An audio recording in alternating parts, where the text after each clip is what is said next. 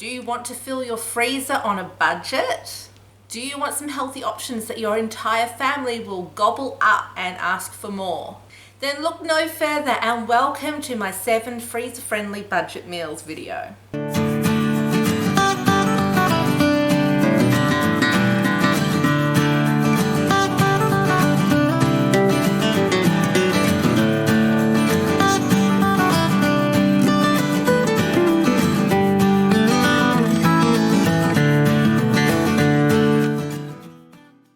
So I made this video over about a week and a half. It ended up being 7 meals. I had planned for 10, but life happens. And I do have 9 children with number 10 on the way, so I'm a little bit busy at the moment. It was also school holidays for a lot of it, and as much as that might seem like I had more time, it's sort of, you get out of your routine, and I think you know what I mean.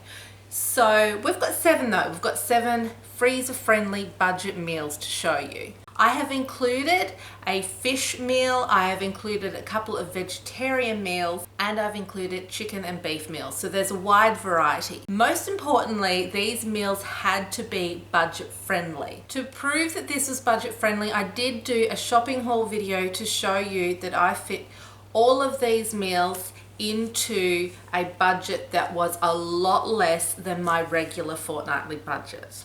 I made these meals over a week and a half and I did not freeze any of them.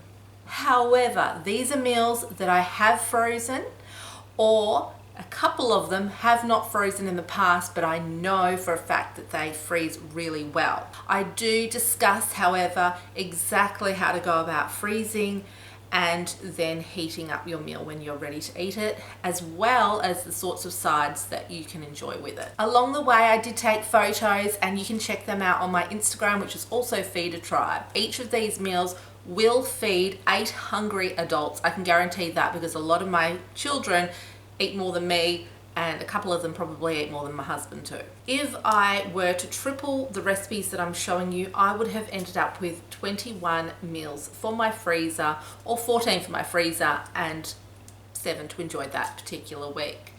If your family is half the size of mine, that would give you at least 42 freezer meals to stock your freezer.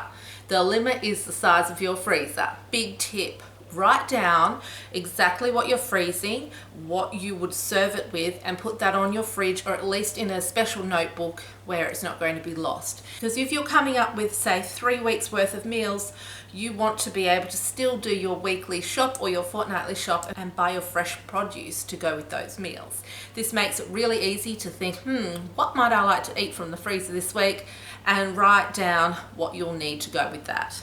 So you can freeze all 7 of these meals in one day if you want. It's not a massive task, except that you will need an entire day dedicated to it and some extra time for shopping for the ingredients. Or you can do as I did and make them each night. If you're freezing some, you would just add extra and portion that out and freeze the extra. So thank you for clicking on this video, and I hope you really enjoyed the recipes. Let me know in the comments. If you go to my YouTube page and hit the community tab, you will see a thumbnail for this video, and that's where you can comment. I'm sorry it does take a couple extra clicks rather than commenting under my video, but YouTube have disabled a number of channels' comments currently, and so far they have not been re-enabled.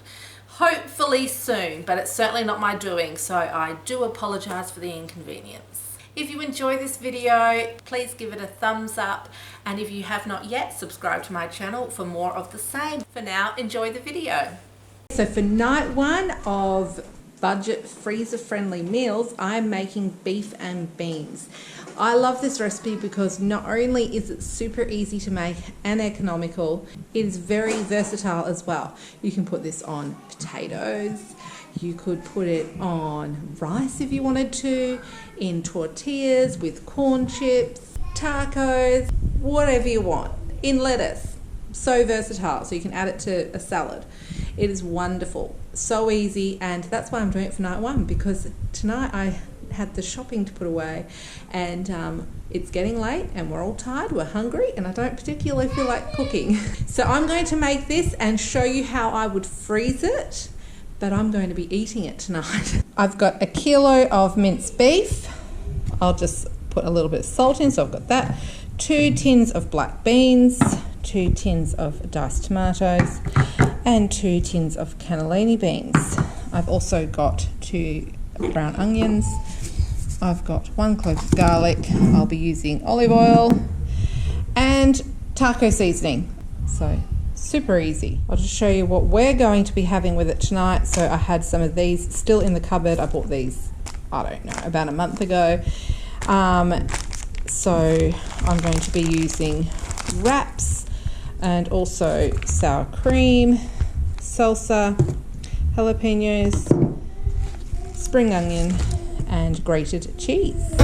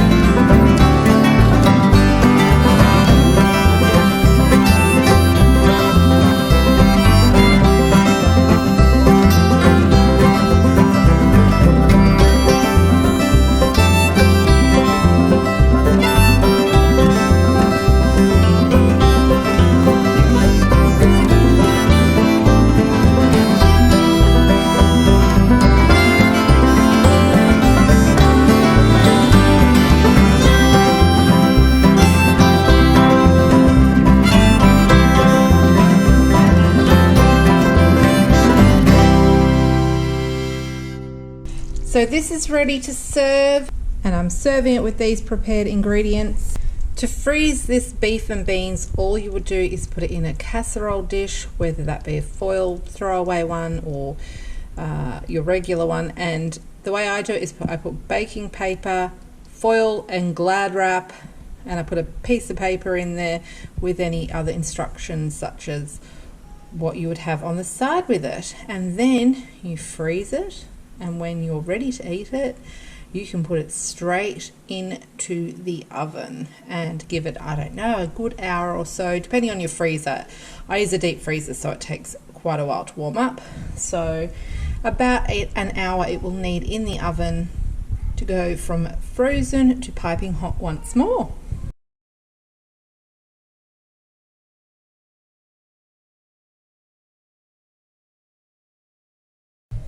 So this dish is a chicken and chorizo slow cooker ragu. It's super simple because I'm throwing everything in together and then leaving it. And the weather today, a big storm's come through. So it is cold, it is wet, it is dark. So it's the middle of the day here, but the lighting's probably very bad. I'm probably serving this on rice tonight. Now the great thing about this is a slow cooker freezer meal.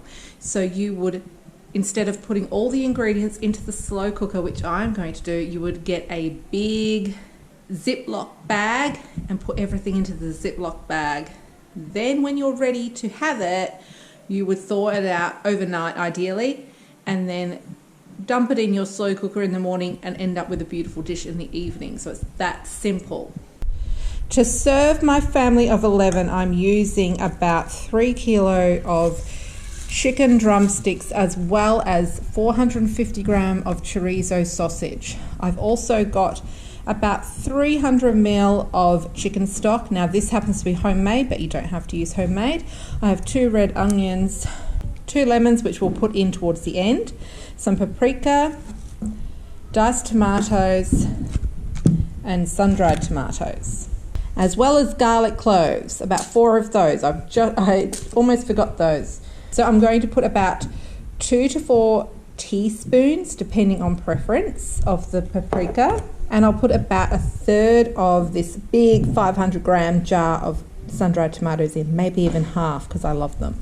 There is also no reason why you couldn't make a single, double, or even triple batch of this in your slow cooker or a couple of slow cookers, and certainly depending on the size of your family, and then put it into a casserole dish and freeze it after you've already made it, and then you can simply reheat in the oven when you're ready to serve.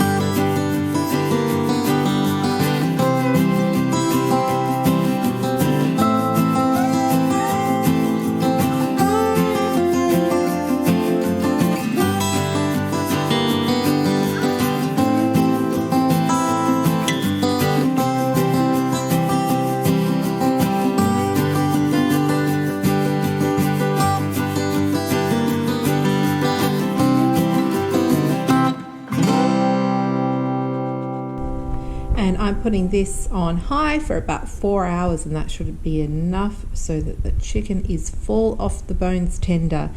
If you wanted, you don't have to make this in a slow cooker, but it's certainly the easier way. This is the end result of this chicken and chorizo ragu. So again, this is very versatile. You could have it on rice as we are, and I've just put some butter and Tuscan seasoning in there. Done the absorption method on the stove. Nice and easy, so delicious. And everybody loves it with that Tuscan seasoning. And sometimes I just use some salt and garlic powder. But you could have this on pasta, you could have it on baked potatoes, or whatever else sounds nice to you.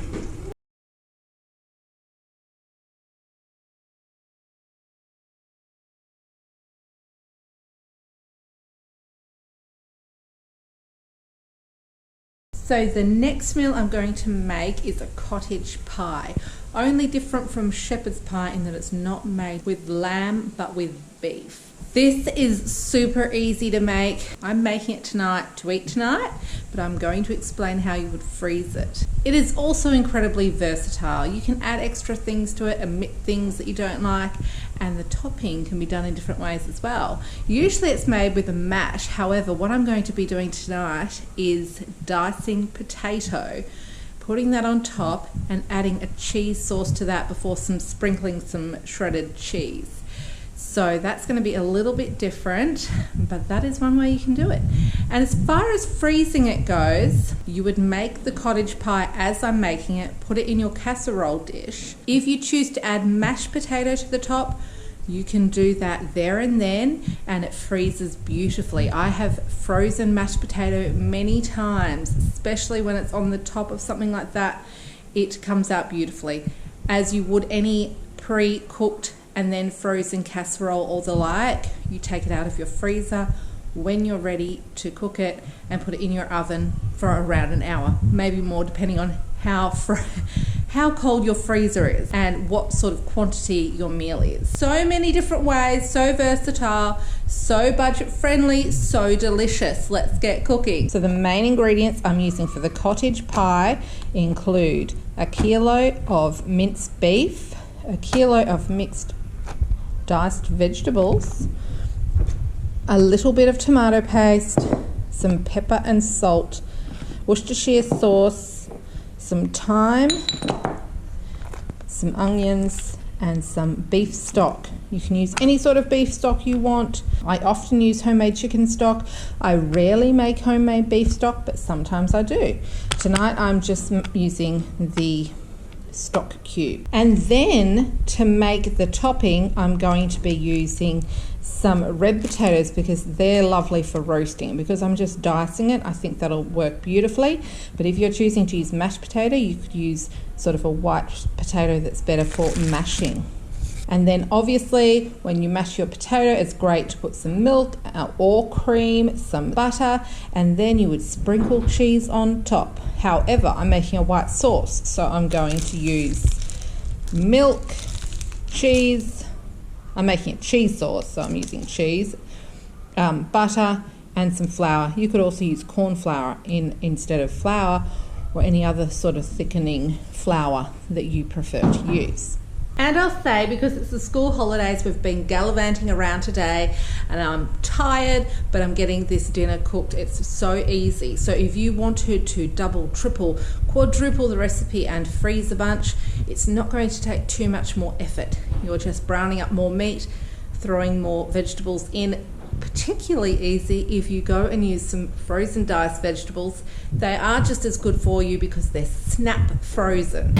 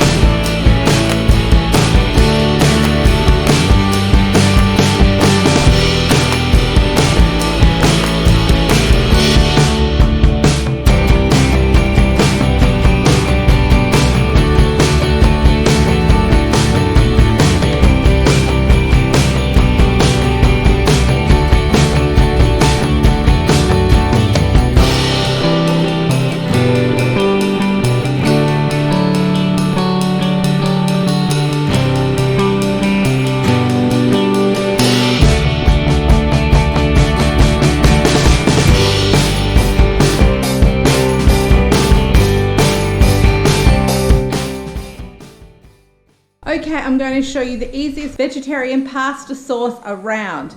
Not only is it basic ingredients, but I'm doing it in the slow cooker. So to make things extra easy, because I'm extra busy today, I've used a packet of frozen pre-diced vegetables, then 2 400-gram tins of tomato, a large tin of tomato paste, bunch of Italian herbs, salt, pepper, a bit of vinegar of your choosing. I've used balsamic vinegar. I also added some thyme, and now I'm just going to add some water, mix it all around, pop it on, and when it's ready, on high for a few hours, on low for a few more. When it's ready, all you have to do is let it cool, put it in some Ziploc bags or containers, and then freeze it, and you have pasta sauce ready to go. So this is what it looks like when it's done. I've actually added a little bit of cream cheese, just because a little bit of creaminess is nice. And so we're eating this tonight. I've cooked up some pasta, and then we'll have grated cheese on top. So as I said, to freeze this, simply let it cool down, pop it in any sort of container that's freezer safe, freeze it, and when you want to eat it, it just defrosts and heats up in the microwave really easily. Or you could just defrost it in the fridge and then heat it up on the stove if you prefer. Super easy, a really economical thing, something you can do in massive bulk and then freeze a bunch of portions. Okay, fried rice. This is a really good one to freeze because it ends up so delicious when you reheat it in the oven, extra crispy, and the flavors just develop.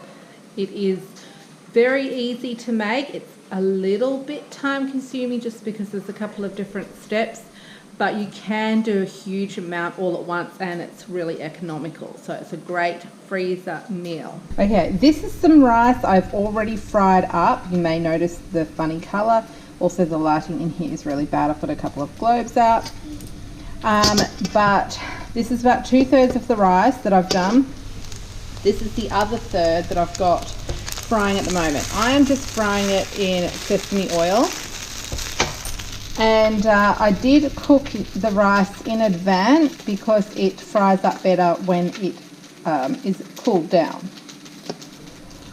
You may be wondering why this rice is a little bit red in colour. That's because I put about a tablespoon of tomato paste through this amount.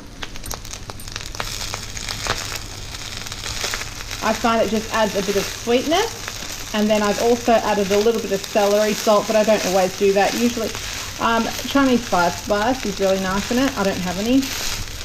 And then I also add soy sauce directly to the rice. I do have another video on fried rice, and in that one I actually use brown rice, but usually I do use basmati. So one of the secrets to a fantastic fried rice is to spend a bit of time actually frying the rice well. Preferably in a wok, but you can use a fry pan or a saucepan or whatever you've got. Okay, the things I add to my fried rice, that's just, as I said, a bit of tomato paste for the rice. I don't always add this though, and you certainly don't need to. Soy sauce, but don't go overboard, you can always add more. I was going to put through a bag of frozen diced vegetables, but I used it for something else. So I've diced my own carrots, and I have some peas here, and I have a tin of corn, so it's essentially the same thing. I have also diced up some capsicum or bell pepper. I've also got onion in there and diced bacon, and I just fried all that up earlier so it won't need as much cooking now. And then I always add some eggs, at least 4, I might even add 6 sometimes. So I'm just going to add a little bit of tomato paste.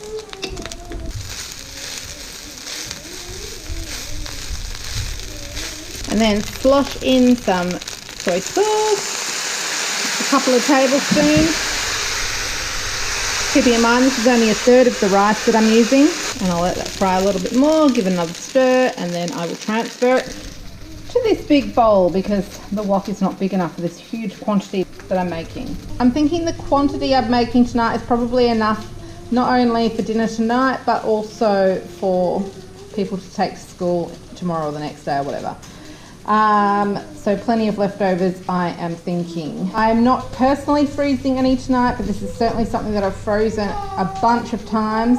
And the way I do it is just to get a foil tray and I put it in there, and then I cover it with baking paper, followed by foil, followed by instructions, followed by some cling wrap. And you can find me probably freezing the fried rice in at least one of my postnatal freezer meal or busy time freezer meal prep videos that I have. And I do have a folder titled freezer meal prep, something like that. So if you click in that, you'll find a bunch of them there. And I am going to be doing more very soon because I am just over 25 weeks pregnant now, and at 28 weeks I will be starting a huge amount of freezer meal prep in preparation for the postpartum. Now that all that rice is done, I'm going to put some more sesame oil in here, and because the other things are sort of pre-cooked but the carrot is not, and the carrot takes a bit longer as well, I'm going to put the carrot in, fry that up first to soften that a bit.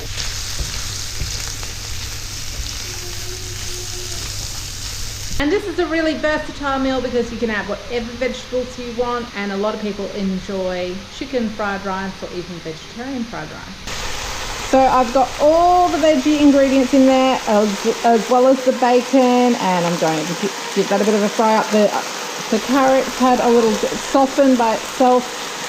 Those peas need to thaw out a bit. So I'll mix that around for a couple of minutes. Then I've lightly whisked the eggs, and I'll add those to one side of it and mix those around as well, and then I'll add all of the ingredients to the rice mixture. If you were making a smaller amount, you would add the rice back and just mix it all together in the wok. So there's the end result. So to freeze it, just put it in a tray, as I said, reheat it in the oven for as long as it takes to heat up really well. And this is wonderful because you can have it as a side dish or you just a main because it's filled with egg and bacon and all the good things. So there's another freezer-friendly meal, fried rice.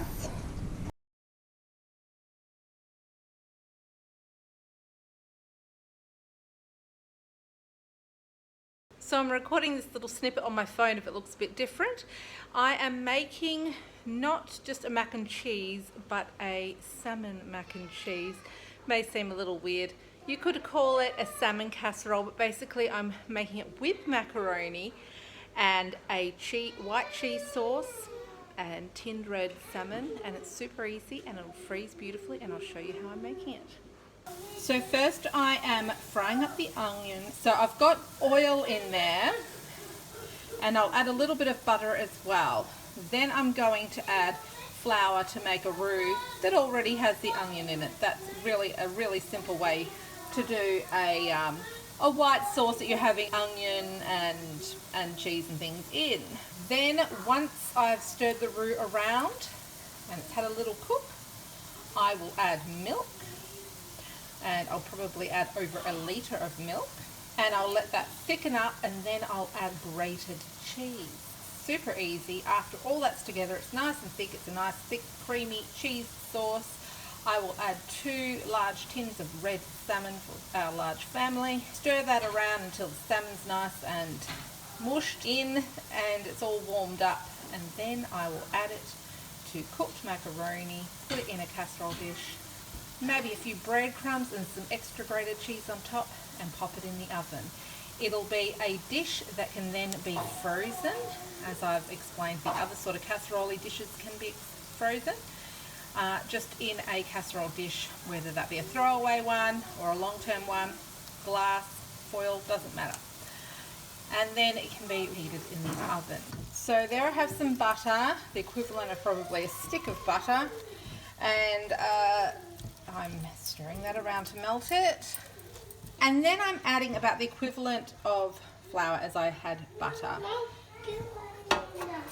I'm not a huge measurer with these sorts of things, but I'll try and give pretty precise measurements below. So it's a bit of a thicker roux because we have onion in there already, so it's all good. So there I have just put about 1200 ml of milk in.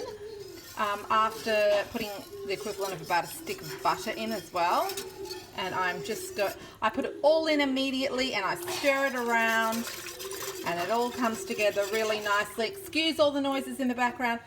First day back at school for the school kids today, and my husband, who's a teacher, so we're back to the mayhem and also the routine, except it's hard to feel like I'm in a routine today because I've come home to all the clutter that happens over the holidays. So I'll be getting all that sorted in the next week or two. As you can see, oats all over the bench and that sort of thing. I've been making slice for tomorrow for their school lunch tomorrow, and other lunch bits and pieces, because on Wednesday, Monday today, on Wednesday I do another 2-week shop. We're at the point where we're just using up what we've got. This is a good meal to have on one of those days because I'm putting it together, and then I could put it in my freezer or the extra in the freezer if I were making double or triple or quadruple quantities. But tonight I'm just making the one. I'm going to put it in the fridge and later on put it in the oven to cook that last step of cooking it in the oven. If you were freezing this, you would make it up to the point that I'm going to show you with the pasta, and then you would put it in the freezer, and when you're ready to cook it, you would put it in the oven. So it only gets 1 turn in the oven. Okay, so now this is nice and thick. If I were just making a white sauce or a cheese sauce, I would probably thicken it up just a little bit, but because we're putting all that salmon through, I want to keep it slightly thinner, so I'm going to add the cheese now. And then once that's melted through, I will add the salmon. So I'm just going to stir that while it melts through. And that was probably about 300 grams of cheese, just regular block cheese, whatever you want, cheddar, tasty. And I have my 2 tins of salmon here, which were incredibly difficult to open. My can opener, I need an electric can opener. Anyone got a good recommendation? Now, leave the skin on, leave the bones in. That's the really good stuff. This is red salmon, and with the skin and the bones, it's exceptionally good for you. Incredibly high in omega-3 and calcium and trace nutrients you wouldn't even think about. So mush it all up. Doesn't have to be done too much. You'll be giving your family all of that goodness. As you can see, you can't even see the skin now. It's just part of it. That is money. That is a cent. They used to have, oh, it's a 5 cent, I should say. That's a 5 cent piece. It's from when Mummy was a child. But that looks a lot older than Mummy though. This one's from... This one's from 1978, so we'll say yes, it's much older than Mummy. Pencil, Mum. Pencil, yeah. Excellent. Alright, so I'm going to add this to this. But a good mix around. Oh, that's looking so good. Now you can make this as like a low carb or keto friendly casserole if you want, by simply, instead of using the macaroni, using cauliflower rice or broccoli or any roast vegetables you like. You could roast vegetables, put this on, put it in the oven for another 5 or 10 to melt some cheese on top. Amazing. You can also stuff this into bell peppers, sprinkle some cheese and pop that in the oven. So again, this is an adaptable recipe. So good. I'm going to turn that heat off and we're going to get everything mixed together. Okay, so I have the kids one here in this big casserole dish with the macaroni, and then I have mine and Anthony's here, which has got cauliflower rice instead. So on the kids one, I'm going to sprinkle some yummy breadcrumbs.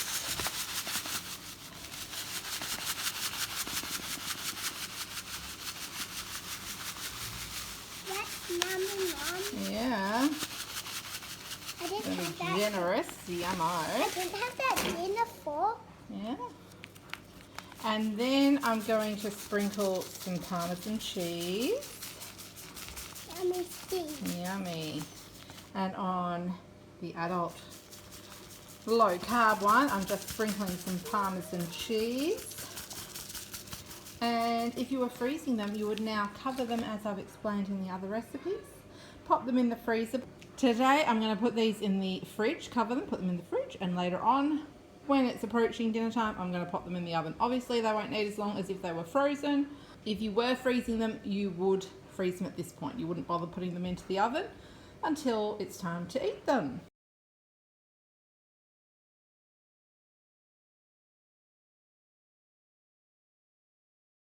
Okay, for the falafel, I'm using a recipe I got from toriav.com. I'll leave the link below. I believe this is the only recipe that I'm covering that's not mine.